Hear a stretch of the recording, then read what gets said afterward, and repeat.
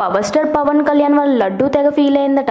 ఇది నిజం. ఈ మాటలు లడ్డూ వ్యాపారులే చెప్తున్నారు. ఇంతకీ విషయం ఏమిటంటే, ఇటీవలే పవన్ కళ్యాణ్ దేశ్ బచావో పేరిట ఓ ఆల్బమ్ ని రెడీ చేసిన విషయం తెలిసిందే. పవన్ తమ్ముడు సినిమాలో ట్రాక్ ని తీసుకుని బహిరంగ సభల్లో పవన్ చెప్పిన కొన్ని డైలాగ్స్ మిక్స్ చేసి డీజే పృథ్వీ ఈ ఆల్బమ్ ని రెడీ చేశాడు. కేంద్రం ఏపీకి ప్రత్యేక హోదా ఇవ్వడాన్ని పాచిపోయిన లడ్డూతో పోల్చాడు పవన్. కాకినాడలో జనసేన నిర్వహించిన సభలో పవన్ మాట్లాడుతూ టీడీపీ బీజేపీ పార్టీలు కలిసి ప్రత్యేక ప్యాకేజ్ ఇస్తాం అంటూ 3 సంవత్సరాల తర్వాత పాచిపోయిన లడ్డూ ఇస్తారా? ఈ పాచిపోయిన లడ్డూని టీటీబీ స్వీకరిస్తుందా? గాన్ని ఘాటుగా ప్రశ్నించారు. ఇప్పుడు దేశ్ బచావో ఆల్బమ్ లోనే పాచిపోయిన పదం వినబడింది. పవన్ కళ్యాణ్ నోటి నుంచి పదే పాచిపోయిన లడ్డూ పదం వినబడడం వల్ల లడ్డూ వ్యాపారులు తీవ్రంగా ఫీల్ అయినట్లు తెలుస్తుంది. ఈ విషయం పవన్ చెవిన కూడా పడటంతో వివరణ కూడా ఇచ్చాడు. లడ్డూని కించపరచడం తన అభిమతం కాదని, పైగా లడ్డూ ఆరోగ్యానికి మంచిది కూడా అంటూ చెప్పుకొచ్చాడు. పవన్ వివరణతో లడ్డూ వ్యాపారులు శాంతించినట్లు కనపడుతుంది.